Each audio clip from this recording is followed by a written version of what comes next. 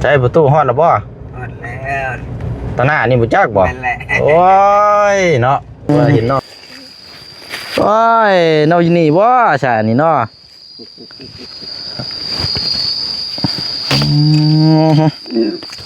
สวัสดีเด้อบุกมาถึงสวนเลยเป็นครั้งแรกสวัสดีเด้อน้ำกัน4คนเนาะกับหมออ้ายฮัดเนาะกูบิ๊กเบิดทีบเลยนี่พี่น้องเอ้ยลายนี่โซนแถวนี้นี่สิบ่มีกล้วยหรอกเนาะ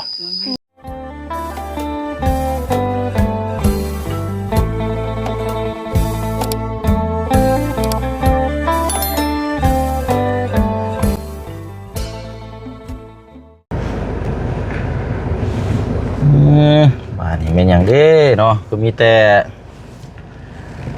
ขี้ตมแท้นี่มันสิบ่ค่าบ่ประตูนี่บ่ค่าบ่ไปตามฟอร์ดนี่แหละเนาะปาดโตพี่น้อยเอ้ยเอาเป็นจังไดพี่น้อยคันบ่บุกเข้ามากะบ่พบบ่เจอเนาะพอวันเวลานี่เฮาก็ไปหลายหม่องหลายบ่อนแน่เอาก็เรียบแบบทางคับแคบในเด้อมื้อนี้พี่น้องเนาะแต่ว่าเปลี่ยนบรรยากาศแล้วก็จะบุกไปสถานที่หม่องปลูกข้าวปลูกน้ำส่วนมันเนาะของทางหล่าน้องปูนาพี่น้อยเนาะเพราะว่ามาเมื่อวานนี่ก็บ่พบบ่เจอมารอบเช้านี่ก็บ่พบบ่เจออีกก็เลยเอาอาสามื้อนี้พี่น้อยนี่เนาะให้ทางโฟโต้พามามื้อนี้ โอ้บ่ได้ได้นี่ว่ะเอาอะไรพี่น้อยเนาะก็ติดตามเบิ่งน้ำกันเลยพี่น้องเด้อเนาะเอาทักทาย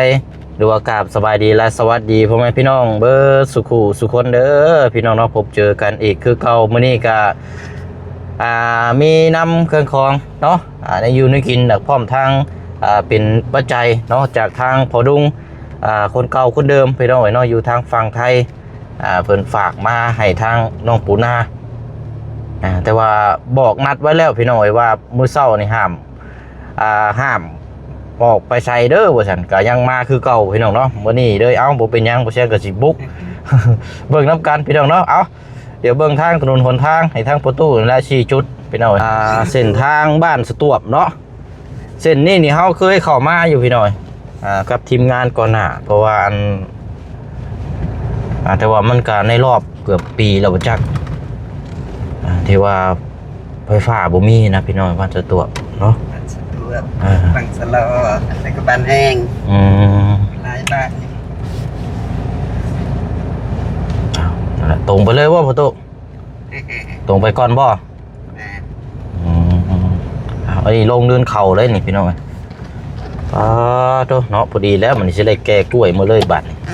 มาสวนปลาเลยแม่นกล้วยจะแก้สิได้แก้เอามากล้วยแล้วมือบาดนี่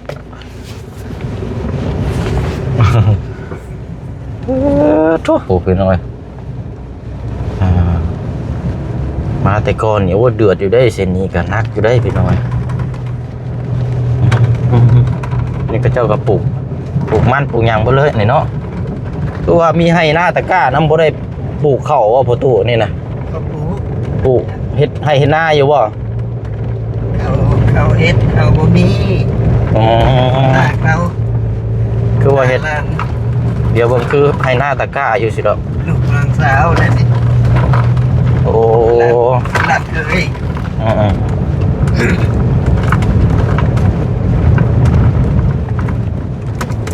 ป้าเบิ่งพี่น้องโอ้ไผ่สักขมิมอยู่พุ่นเป็นอย่างนี้แล้วเนาะไผ่นะพุ่นเขาปลูกมันมาเขาเจ้าปลูกมันบ่ประตูโอ้เขาแซ่บ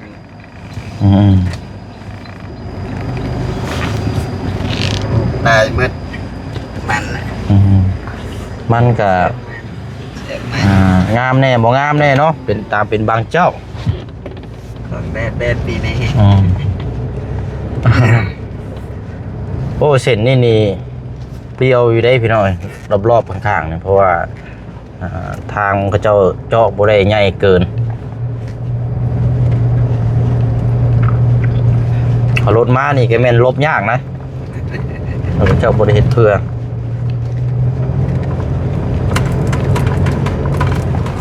ใช้ประตูฮอดแล้วบ่ หมดแล้ว ตาหน้านี่บ่จักบ่ นั่นแหละ โอ้ยเนาะว่าเห็นน้องแก้วตา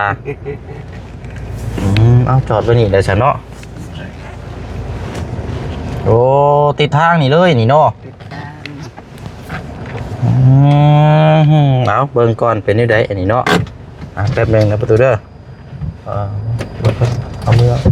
เอาดึงออกเลย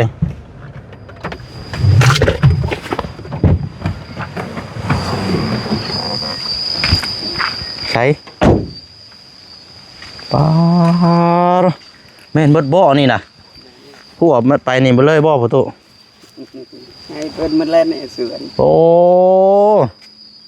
ใช้เข่าทางไหน โอ้บะ ใช้เข่าทางไหนประตูไปเข่าไปเบิ่งก่อนประตูไปใช้ทางเข่าอยู่ใช้โมนี่บ่ป้าประตูย่างเข้าไปไหนพุ่นละไปย่างเข้าไปเบิ่งก่อนเป็นนี่ได้อันนี้เนาะ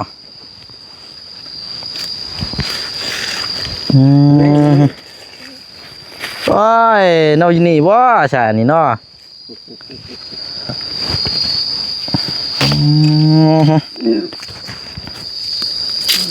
โอ้นี่เข่าออกแล้วนี่เนาะ ดินแข็งมันบ่อยากงามปานใด นี่แม่นบ่เลยนี่พี่น้องเอ้ยถึงพุ่นแล้วนี่โอ้ ได้กันแต่อยากปะละปะ เอาเมื่อก่อน เดินกันเนี่ยเพิ่นพูด พอคือชั้นดิ่งๆอยู่แท้นี่โอ้โหอันนี้เสียยากนี่เนาะเริ่มปงเลยเด้เข่าเนาะประตูเนาะ ตรงแล้วนั่นน่ะ งามแล้วนี่ ก็เบิ่ง อันว่าลงไปพุ่นกับทางบ่น่ะ ทางมัด โอ้ ทางรถไปเอาบิ๊กนี่แหละ ต้นทางไปเอากกมันบางบิ๊กนี่เนาะ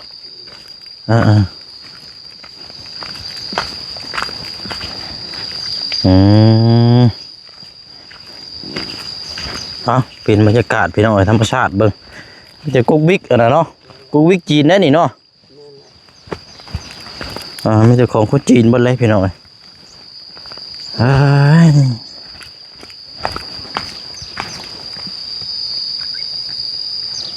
โอ้สิงามอยู่เขานี่เนาะถูกตัดกันเสียหญ้ามันโอ้ตายคันว่าสุขภาพร่างกายบ่แข็งแรงนี่ยาเด้อกิ่งลงกระหม่องดูได้นี่อันน่ะ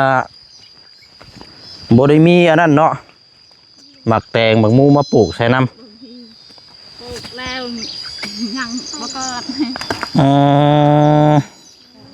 ดินนี่บ่งาม ใช่เบิ่งฮะประตูเจ้าถ่ายอยู่เทิงหันก็ได้เด้อเจ้าโยนมายางมามันชันพี่น้อยป้าผู้เนาะชันคักกี่ดินี่พี่น้อยเฮ็ดน้ำไห้น้ำสวนน้ำพุน้ำพาดีดอกอันนี้เนาะเอาเนาะ สบายดีเด้อ บุกมาถึงสวนเลยเป็นครั้งแรก สบายดีเด้อ น้ำกัน4 คนเนาะกับหมออ้ายฮัดเนาะอันผู้น้องได้ใช้อยู่ใช้น่ะ เพื่อนขนม ผู้อยู่เฮือนเนาะ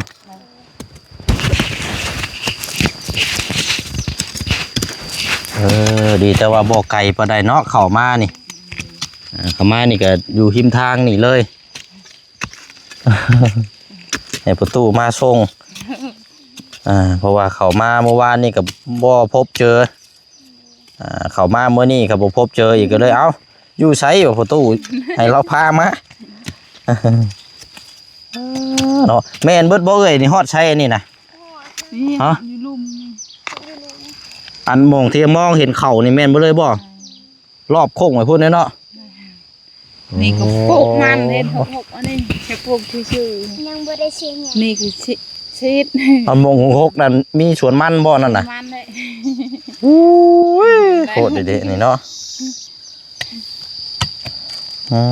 วันนี้เลยคันมีเงินจะเห็นนะ อันว่าลงไปนี่เนี่ยปลูกข้าวนี่ก็ได้นี่เนาะ โดยปลูกแล้ว ปลูกแล้วชะเบิ่งเขาเห็นยังน้อย กันเห็นหนาแล้วคักและมันนี้ น้ำข้างเนาะดำให้ลำหน้าเพราะได้เข้า น้ำตลอด คักอยู่ได้เนาะเบิ่งหญ้าเนาะแม่นเบิดเลยคันโบเซียนี่บ่ได้ได้นี่เนาะนี่เข้าบ่งามโอ้เนาะปวดนี่อ่ะอันนี้มาก่อนอันพากันมาแต่เช้าพุ่นบ่ โดย โอ้วันนี้ครับจังโมงแต่บัดนี้นะ ก็ประมาณ11 โมง 11 โมงเนาะเดี๋ยวนี้หากาศ9 โมง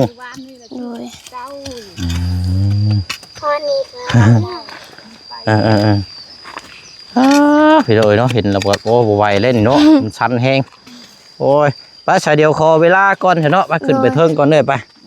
พวกน่ะขึ้นไปนั่งน้ำกันเทิงก่อนไปเนาะ อยู่เธอนะบ้า ไปเดี๋ยวจังลงมา ดูไว้ก่อน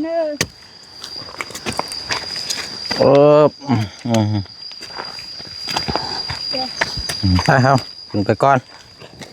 โอ้ตาย ร้านไหนนะ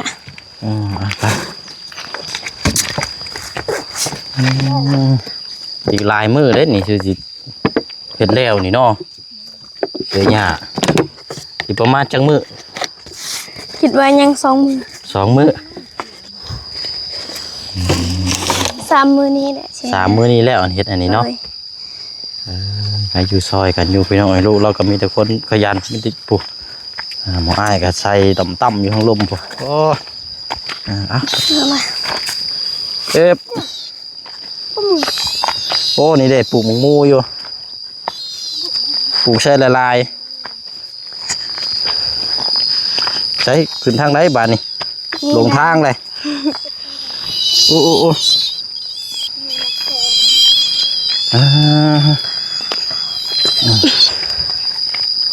มักถั่วกับปุ๊ก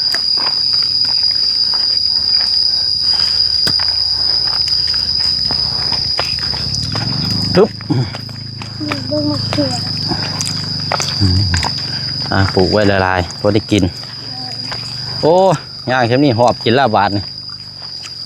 โอ้โตฮ้อน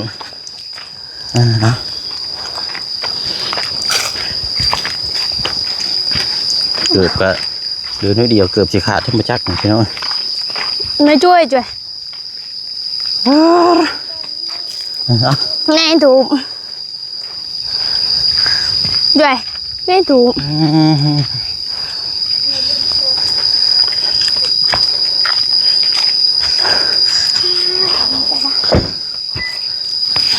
เอาลูกมาพี่ก่อนมาเอาเครื่องก่อนโอ้เดี๋ยวหายใจก่อนประตูถามแป๊บนึงเด้อ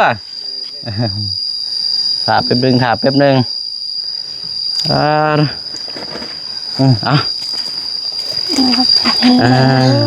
ปเดี๋ยวจังไปนั่งเบิ้งพุ่นแล้วก็อันนี้ลองชิมมาก่อน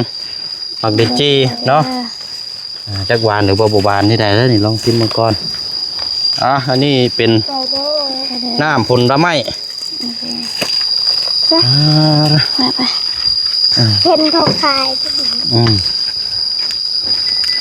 มาผิดก่อนเนาะ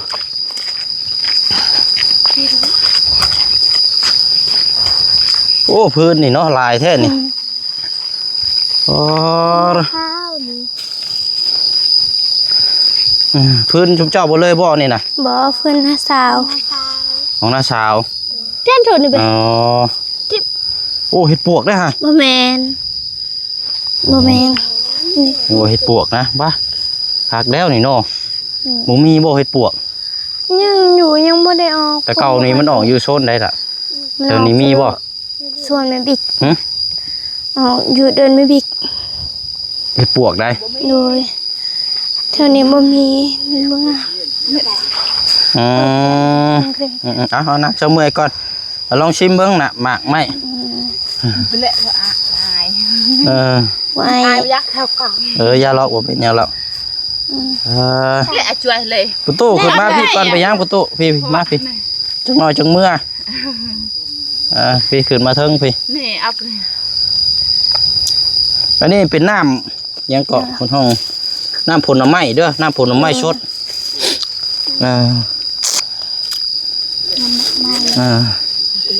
ชูมาตา มาประตูนางก่อน เอามาช่วยตาย แม่มาช่วยนี่จ้ะ หวาน ให้เราพามาพี่น้อง อันว่าอันดินนี่น่ะเป็นของจุ๊บเจ้าเลยฉันบอก เลยมีแต่วันนี้คนเดียวแหละ มีเฉพาะแต่อยู่นี่บ่ เลย โอ้ แผ่นเดียวนี่ ก็พอได้อันเฮ็ดข้าวเฮ็ดน้ำกินอยู่นี่ได้อเนาะ เลย อืม ข้าวละเฮ็ดปีนี้ปีหน้าก็พวกมันนี่ปลูกแล้วข้าวบ่งาม คันเห็นนาอยู่ลุมนั้นคักและไม่ แต่ว่าถ้าว่าปลูกมันนี่ก็ได้อยู่ได้อเนาะ เลย ถึงกลางกับไป โอ้เฮ็ดหัวคักจะดีเนาะรอบ เฮ็ดคักเขาสมัย ปล่อยงัว ปล่อยงัว อืม เขาเลี้ยงนี่อยู่เดินจีนนี่ อันปลาบิ๊กอันที่ว่าอันนี้แม่นเบ่เลยนี่คือของจีนเบ่เลยบ่นี่ เลย แม่นเบิดนี่เนาะพูด จน ดี หอด ๆพี่น้อง ดิน เนาะ เขาก็เขาจะเอา เออ เขาดุดคนจีนเขารัก คนจีนรักเอาดิน แม่ รักเอาดินเราจะปลูกอันนี้บ่ เขาจะตัดนี่ อืม เลี้ยงนี่ เขาจะตัดสืบ ตัดชื่อ ปาดคุณเลย ช่องเทื่อเขาเนี่ยเบิ่งทางไม่เห็นช่องเทื่อเขาเอาเขาไม่ได้ถากข้าวเวียก โอ้ ชวนอยู่เอ้ยปุ๊กบ้านแกงแปรเขาปะเฮาปะนี่ บ่ได้มาเบิ่งเด้อเขาเจ้ารุดเนาะ เลย เราต้องมาเบิ่งเขามาต้องดูแลได้บ่ตู้เนาะ แม่นแบบนี้งาม มาทวงคืน แม่นแหละ กับ โอ้น บัดนี้มาทวงคืนเนี่ยก็ได้บ่ ได้ แต่ก่อนนี่จีนนั้นรุดเอา รุดเอา อืมโอ้เนาะตะลายได้จีนแต่ว่ามองแม่นบ่เลยเนาะกุกบิ๊กนี่พี่น้องเอ้ยแบบปุ้ยมึงไง ชวนหอด เด็กมือ ทง กุกบิ๊กเบิดทีบเลยนี่พี่น้องเอ้ยลายนี่โซนแถวนี้นี่สิบ่มีกล้วยหรอกเนาะจะเน้นแต่ต้นบิ๊กเนาะ มีแต่บน แต่เขาเอา ดิน มา เพิ่น ก็ยังเขาทางให้ปุ้นอยู่ภาคห้วยตัวนั้นยังขึ้นได้อีก อืม ภาคห้วยหลวงไง นี่มีทางเมื่อคันคนบกเก่งไปลงเลย บ่มีเลย โอ้โหไป เคยเข้าไปฮอดบ้านยังกับประตูจะว่ากิน สตัว บ้านส ปัน ตัว ตัวปันวังสลอ เขา บ้าน ไป แห้ ปลาง ละทางนี่ บ้านแหง บ้าน ก็มี แห้ง เขาเคยเข้าไปอยู่กับทีมงานไปรอบนั้น ไปช่วงหน้าฝนเกือบรถคาอยู่ในบ้านนั้นโอ้บุกล้าไปเข้าเลยทับกับทางมันก็จะ ยาก ยากแน่เนาะก็เจ้ายั คั ง น บ่ทันได้แปลง บูฮูไปก็ลงทางเลยทางมันมีหลาย ลงทางได้บ่ ทางไปหอดให้ก็ได้ไปหอดห้วยก็ได้ทาง อืม ไปทางแกงแปรหันแห้งยากทางนั้น อืม น้ำห้วยใหญ่ แม่นแน่เนาะเอ้าวันนี้ก็เสียหญ้าเนาะอีกจัก2มื้อก็แม่นแล้วเนาะ เลย แล้วพักก่อนเสียยามันนี่ แล้วก็พักเสียหญ้ามันต่ออีก แม่ เลย เบิ่งยามัน หญ้ามัน ชีด คือว่าหกแท้นี่เนาะ หกเบิ่งมันชีด หกแห้งอยู่ดีนี่ อันบ่ได้ฟอดบ่ บ่ บ่พอดนี่ก็ได้ปีหนึงก็บ่งามแล้วเห็น อืม แต่บ่มีเงินนะ จ้างไป เงิน คันว่า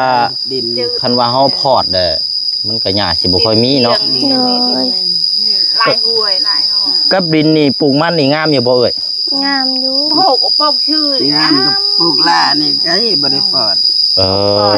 ถ้าฟอดแล้วมันจ้างไว้ นั่นแบบข้างนั้นแหละ นำ เออ ดินไปบน คุณเนี่ยทำได้ละ2 ปีหนึง ปีที่สามนั่นแล้วปลูกบ่เป็นนี่ เขาพอด นี่ก็คือการ ทำนี่ปีกายที่เข้าไปได้ นั่นนี่ก็เขาปะแล้วนี่ มีแต่ติด มันบ่ค่อยงามเนาะ เบื้องหลัง เออ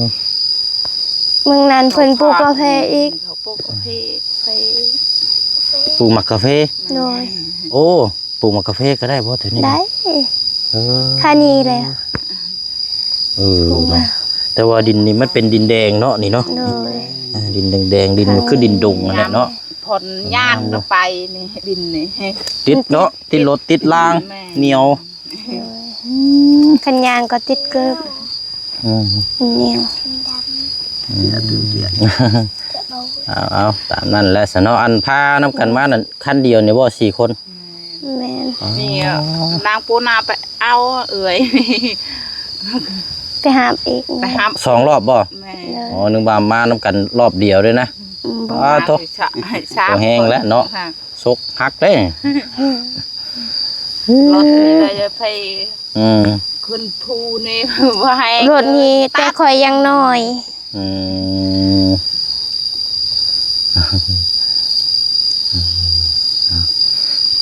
อากาศก็เย็นเนาะใครอยู่ โดย เอาเดี๋ยวครับมันก่อนสัพี่น้องเอ้ยบ่เสียงบ่ได้ซื้อมาวันนี้แหละเอาแต่แนวตามที่ทั้งพ่อลุงเพิ่นแจ้งมาเนาะ โดย นี่แหละพี่น้องเอ้ยอันนี้เงินยังเหลืออยู่ โดย เอาไว้มอบเป็นเงินนี่แหละพี่น้องเพราะว่าพอได้ใช้ซื้ออยู่ซื้อกินเนี่ยเนาะยามช่วงเฮ็ดเวียกเฮ็ดงานครับเอาลูกจำนวน เด้อ 600,000กีบเนาะจากทางพ่อลุงเนาะทางพ่อลุงเด้อทางคนเก่าคนเดิมมาแหละเนาะบางเด้อเพิ่นนึงเอาซะเนาะมีแต่ว่ายันว่าสิได้เฮ็ดเวียกเฮ็ดงานฝากขอบขอบใจทางมันพ่อลุงเพิ่นน่ะเด้อเนาะทางประตู ฝาก เนาะ ขอบขอบใจเด้อทางพ่อลุงที่เคยสนับสนุนตลอดขอให้เพิ่นอยู่ดีมีแรงสุขภาพเข้มแข็งปรารถนาสิ่งใดขอให้ได้สิ่งนั้นเงินที่มอบให้น้องปูนาขอให้ได้กลับคืนมา100 เท่าพันเท่าเด้อสาธุ โอ้ยเอา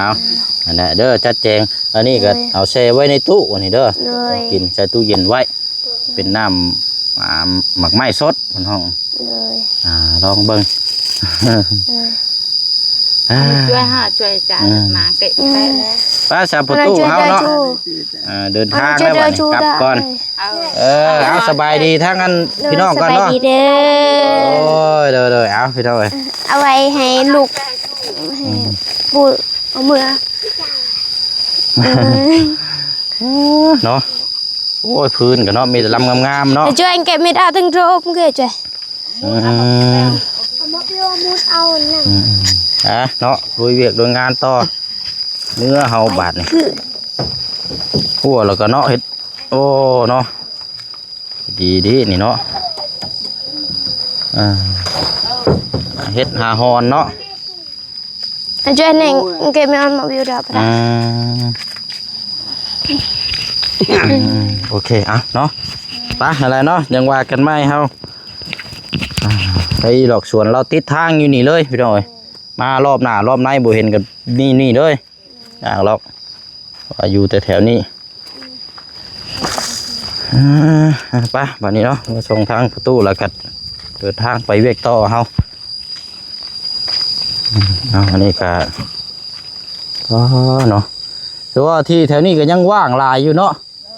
แถวนี้ก็เขาเจ้าบ่ได้เฮ็ด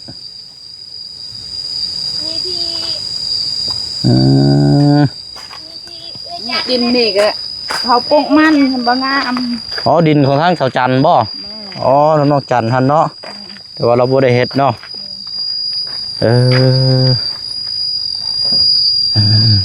เอาอะไรซะเนาะมีแต่ว่าสิได้ล่ำลาก่อนเด้อบัดนี้พี่น้องเนาะกลับพุ่นละพี่น้องกลับหม้องเก่าเนาะมาส่งประตูแล้วก็สิไปเฮ็ดเวียกเฮ็ดงานนำกันอีกเนาะพี่น้องเนาะไปหม้องใหม่ปาดโพดดีๆนี่พี่น้องเนาะ เอามือก่อนอะไรพี่น้องเก็บภาพบรรยากาศแบบธรรมชาติมาให้ทางพี่น้องปาลุง FC เฮาได้รับได้ชมน้ำกันมื้อนี้พี่น้องเนาะเป็นสถานที่หม่องปลูกข้าวปลูกน้ำของทางน้องปูนาหรือว่าทางครอบครัว มีอยู่หม่องเดียวแล้วกับพี่น้องเนาะถือว่าเป็นครั้งแรกบ่เชียงก็ได้เข้ามาเนาะพี่น้องเนาะมามอบ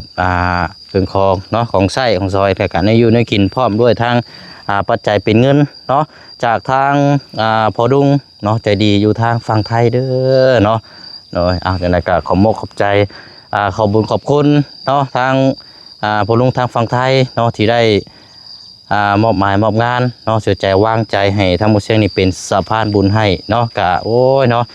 ยินดีทำน้องเพิ่นปานนี้พี่น้องเนาะเป็นคนขยันบ่ได้เป็นคนอยู่นิ่งเฉยเนาะพี่น้องเนาะปิดเทอมแล้วก็มาซอยเวียกซอยเวียกงานนำพ่อแม่นี่แหละพี่น้องทั้งน้องเพิ่นก็ขยันแต่ได้มาเนาะทั้งน้องปู่นาเอาอะไรเนาะก็ลาพี่ลาน้องไปก่อนเนาะพบเจอกันในคลิปหน้าคลิปนี้ไปแล้วเด้อพี่น้องเด้อกลับอีกก่อนเนาะพี่น้องเนาะสบายดีพี่น้องเนาะบทสุขุสุคนเนาะ